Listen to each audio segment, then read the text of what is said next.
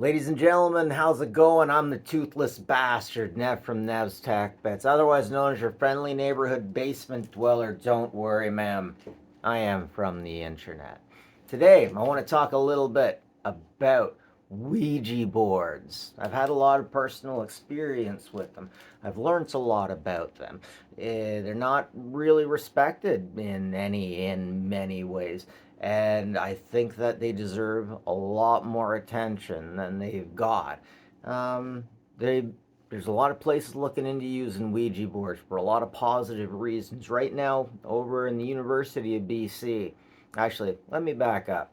Let me tell you my first experience with Ouija boards. Came out of Catholic school, went into Baptist school where everything was so crazy. Any Southern Baptist will know when I say when I was going in there, the rules were so crazy. I didn't know if I was allowed to wear black shoes or if the shoes had to be white. And that wasn't a race thing. They were blind, completely color blind. But you like we couldn't bring magic cards because the devil and Baptist.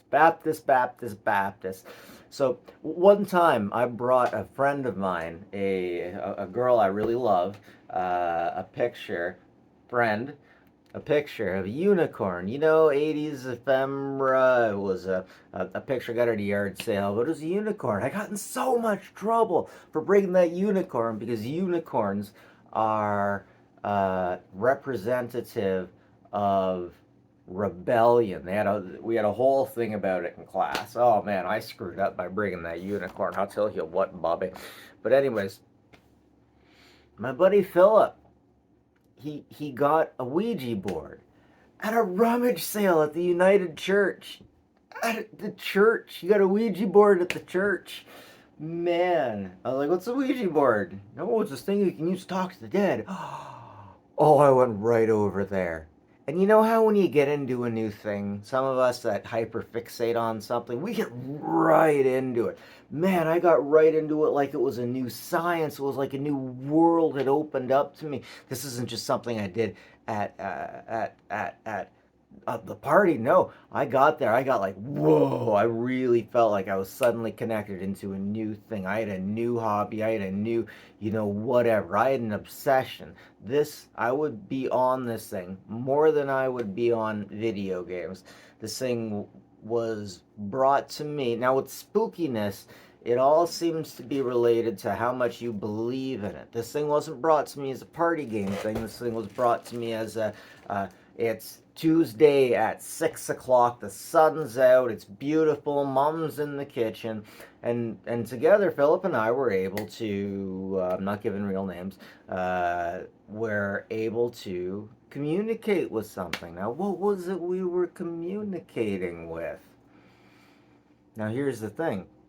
We were definitely communicating with something.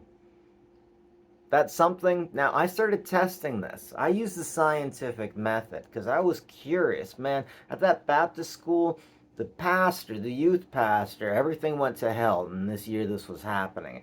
Everyone is messing up. The youth pastor was a nut job who was basically a sensationalist from the 90s satanic scare panic. And then this guy would tell us that he had actually had to sacrifice, that he was supposed to be a child sacrifice, and that he himself had to stab child sacrifices with the a theme. And oh, he said all these things that just there's no way it was true. There's no freaking way it was true. I'm sorry. I'm just the stuff that he said was he got removed really quick, like really quick, and then all of a sudden everyone went homeschooling. And man, just now that I'm talking about it early in the morning, I'm getting more stuff. That was a lot to take in when I was a kid. That was a lot to take in.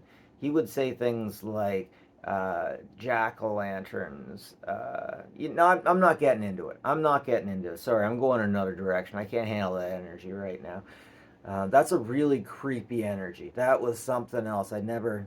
That was that was a real weird energy. But anyways, so having this energy on me got me super interested. They said a lot of bullshit about pagans, and it's like, you gonna say this about pagans? I'm gonna go over that fence and look. You're saying it goes over on and over the fence. I'm gonna go over and look. And the Ouija boards were by far my first experience outside of the Christianity patch. But man, I'm telling you, we would take this thing around town and we would find different places in the daylight. We almost never did it. We never did it. Geez, that's interesting. I just realized that we never did it in the spookiness. We just pretty much scientifically used it to speak to something. But as time went on, I realized that most of these things that we were communicating with, wow, sorry, this gets really creepy really quick. Most of the things that we were communicating with were very predictable after a certain point. And I came to the conclusion eventually that what we were talking to was our subconscious. We were talking to me, we were talking to Philip.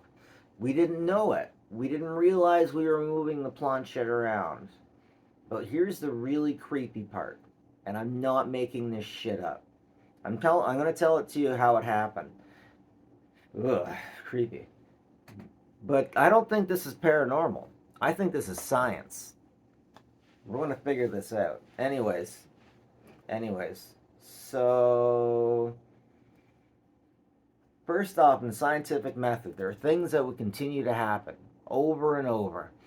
Anytime an animal would pop up and went M, A, M, I didn't know what this was about. M, A, M, A. You had to concentrate. You couldn't joke. Sorry, yeah, you did have to concentrate. You couldn't joke about it. Anytime an animal popped up, M-A, what the hell is this? This is before the internet. We had no idea what was going on, and we were exploring. But what's really creepy is every now and then, creepy, I get the chills up my spine just thinking about it. Every now and then it was clear that there was something else there. Something from a different, I don't know, it wasn't me, it wasn't Philip. Something was different. And it seemed to be when we took it out certain places. Now, there is this one place in town that's kind of like a waste facility and utilities. And I don't even know what it is. I think it's a town building. It might not be. Ugh.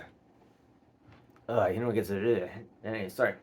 This is like a side effect about talking about creepy things, it seems. But, yeah, this really creeped me out. It was a place that was total utilitarian. And it was just one of these places we could go. And it was in the middle of the day and something came upon us. And when a plane comes near you, you hear it. You kind of feel it.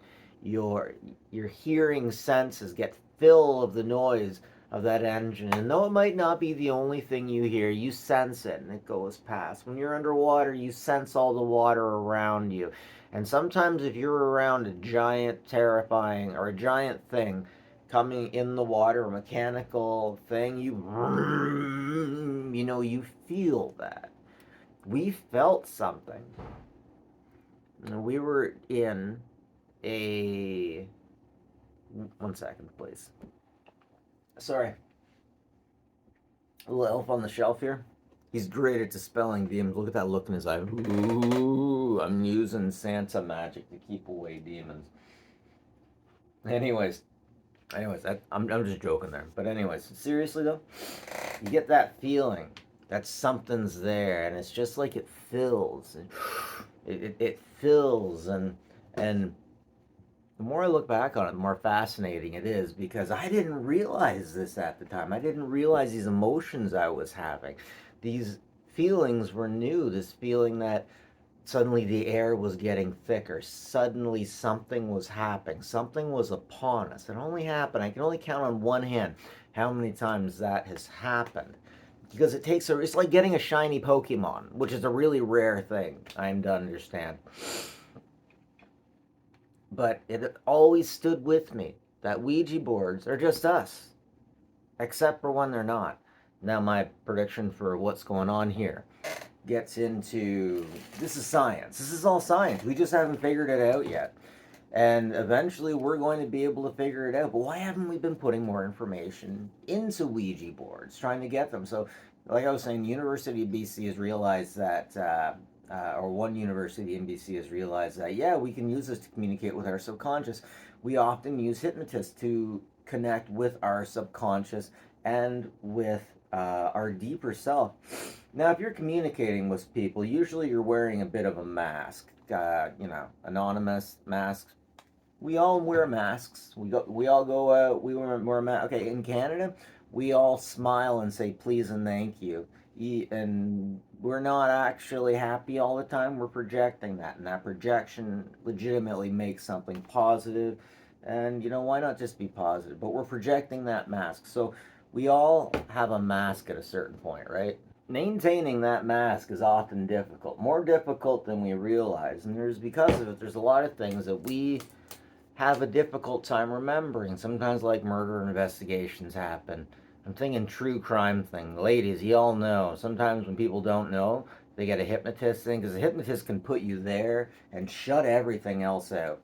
Anyone who's a gamer, first person shooters, Twitch things, you need to have all your mental facilities going to beat that next guy on the other end of the screen, on the other end of the world. You got to be a little more there, and kids can be a little more there because they're not thinking about their bills, they're not thinking about work, they're not thinking about what their wife asked them to do.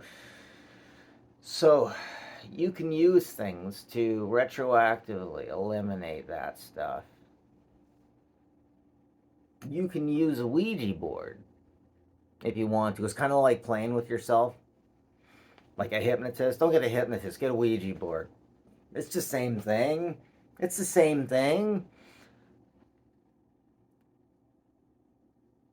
But now that I'm thinking about it, I really hope that they are using the rules.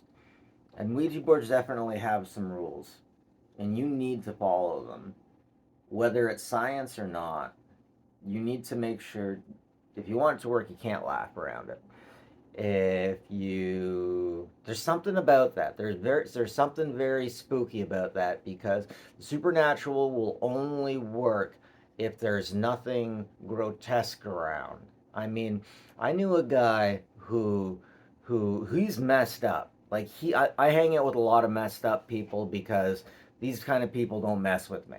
I hate hanging out with groups of cool people that will give you this try thing and they want to mess with you because you're different. Weird people don't mess with you, and I fucking love that. One of these weird guys, he believed in ghosts, but like, he's very utilitarian and objective about it. So he tells me a story. Like, I'm telling him how to dispel it, and how I found out the Book of Tobit, Raphael saying you do this, that, and that. You burn a fish's liver, and how that got taken out of the Bible. And he's like, Nevin, don't worry about any of that stuff. Ghosts come out, you just whip your wang out and you beat your meat. They just go away. They just go away. Like, what? Like, what? And that really reminded me of this crossover in DC Comics, where the planet was being invaded by aliens, and the supernatural guys, like the Spectre, the Spectre, the living hands of God's vengeance, could like do that and teleport them away. But the Phantom Stranger's like, no, we can't do this. We can't touch this one. We can't do anything about it. And I'm thinking there's just some science, or some science just won't work. There are certain things that won't work. I'm wondering if spiritualism is a self-projection. A spiritualism Ouija board is a self-projection. Maybe no gods or anything exists if we're not here. The placebo effect is magic, in my opinion. The effect that you can make yourself feel better without anything, just by someone saying, hey, this will work. Hey, suddenly I feel better. That sounds like frickin' magic to me. And there's definitely other forms of magic. I definitely think mommy magic is a thing.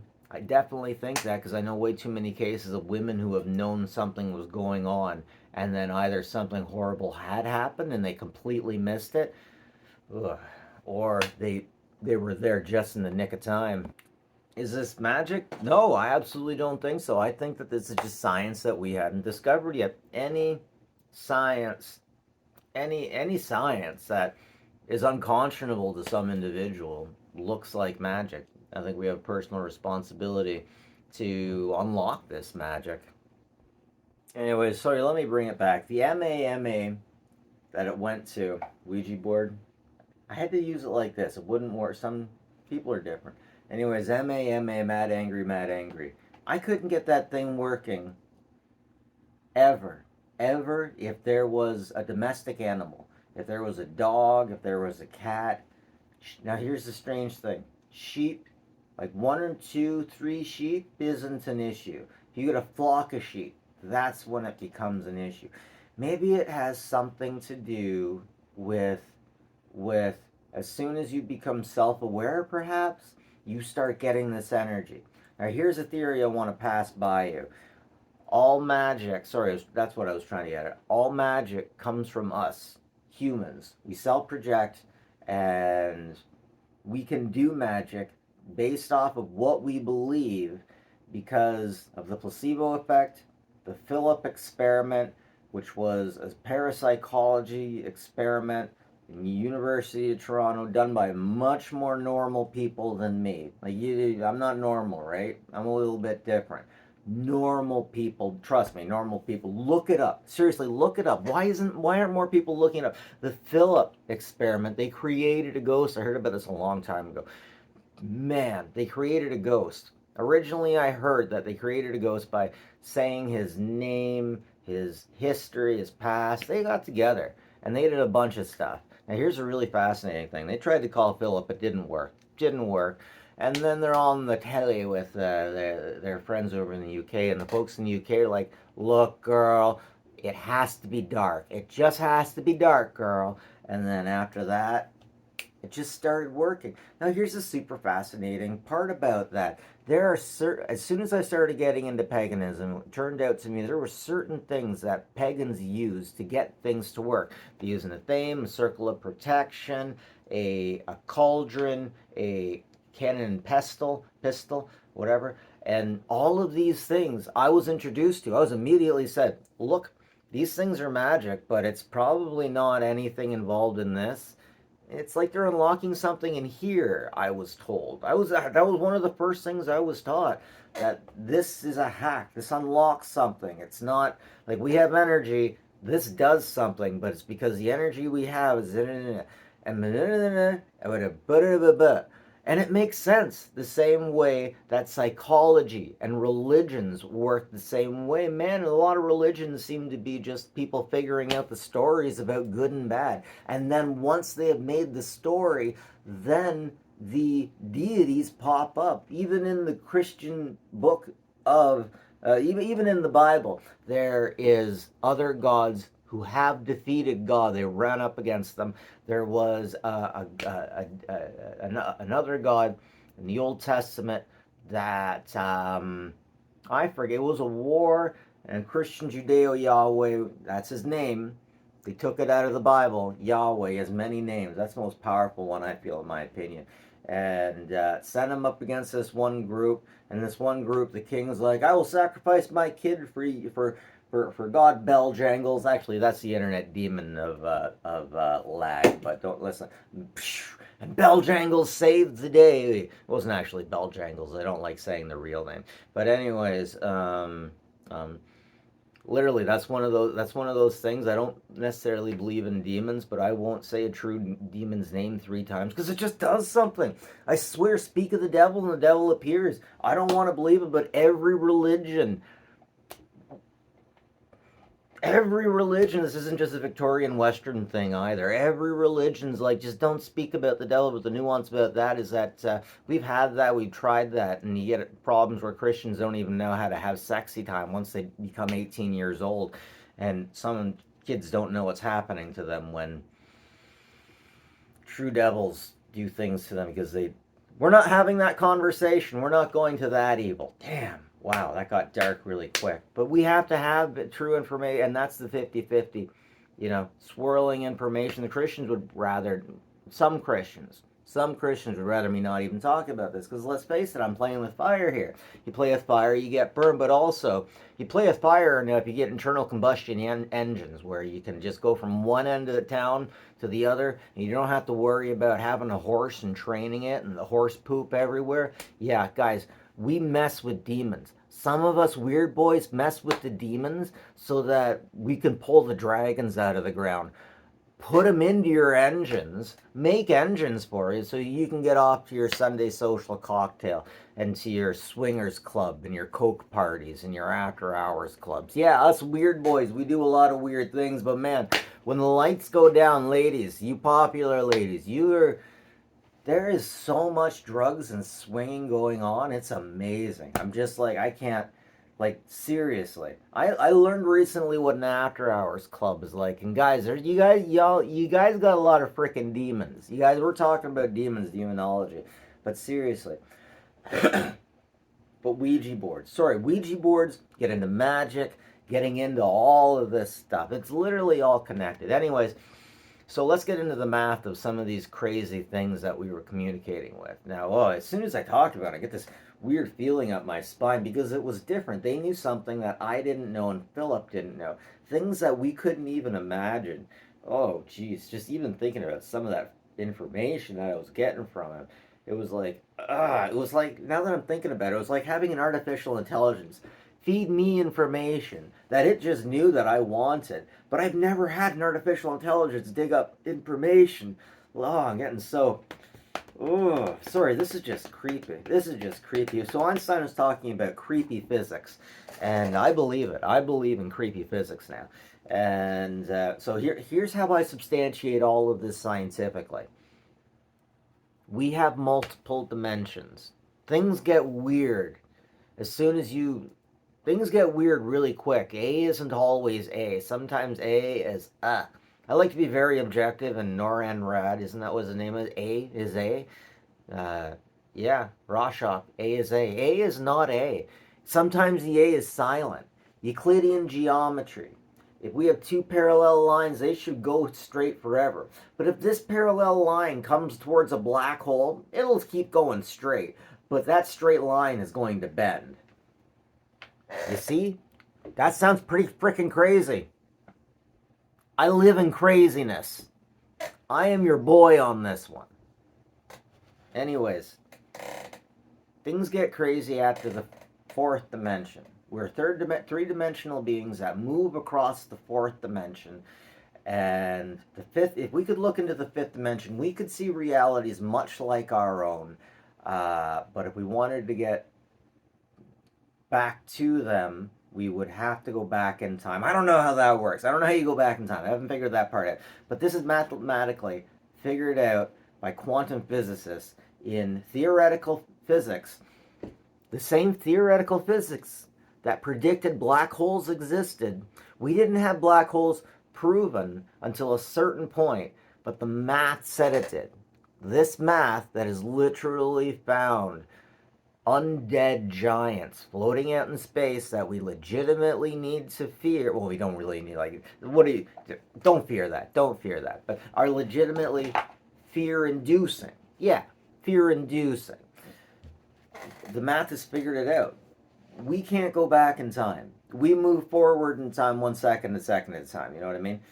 If you could look into the sixth dimension, you could see all dimension, or your dimension and a few next to it, and you could see forward and backwards in time. If you could see into the seventh dimension, you had that, plus you could see much. I think you could see every multiple reality, and you could flip through them like that.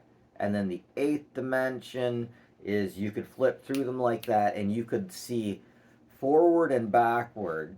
Ninth dimension, or is it the 10th dimension, that God basically exists. And we haven't figured out if he's a wave or a particle or both. Actually, I think we figured out that God is both. But here's the thing.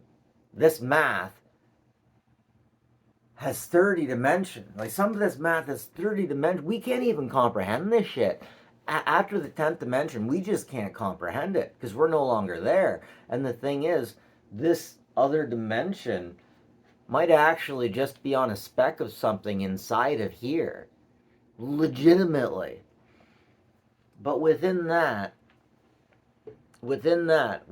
ideal, there are creatures that could exist here, that could use this basic thing to communicate with us. That could use sound, that could use energy, that could take energy. Which gets interesting because whenever you start to try to record things, a lot of the times the hardware will stop working. Oh, this is creepy. Every paranormal person has a story where their batteries stop working, where their data just gets erased. And to me, that could sound like a creature from another dimension where they could view all this stuff differently, trying to interpret the data on a card without a computer, just right there, and just destroying the data by trying to interpret it. You ever hear the saying, you destroyed the outcome by viewing it? Quantum mechanics, you change the outcome by viewing it.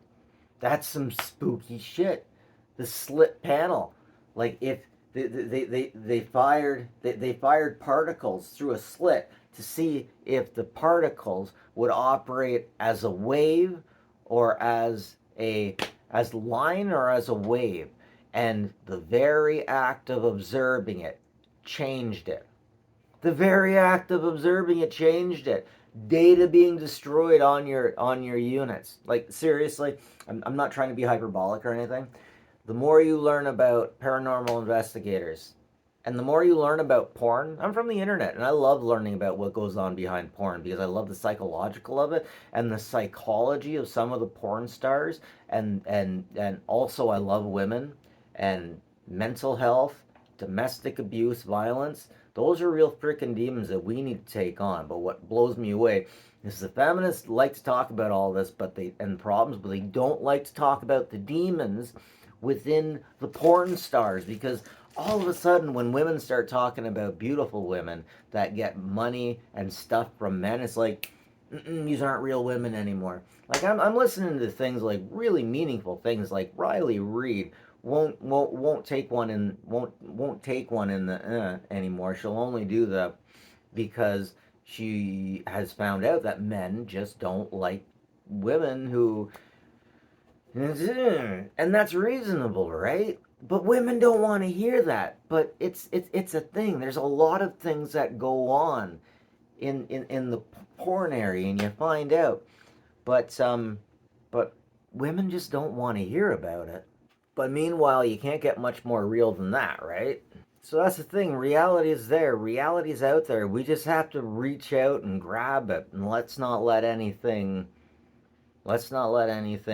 hamper us from doing any of this stuff. Let's not be too scared. Why was I talking about porn stars? I don't know. I really like porn stars. They're really cute. Sorry, I'm just revisiting an old Reddit post I put up about the rules of Ouija, and wow, I just learned some creepy stuff. So, like I said, we're learning, but this is definitely one thing that we're all a little bit too scared to look into. It's like we're finding technology and going in other directions. Why don't we look more into the Ouija board? I'm gonna do it. Follow me for more. Have a good one, folks.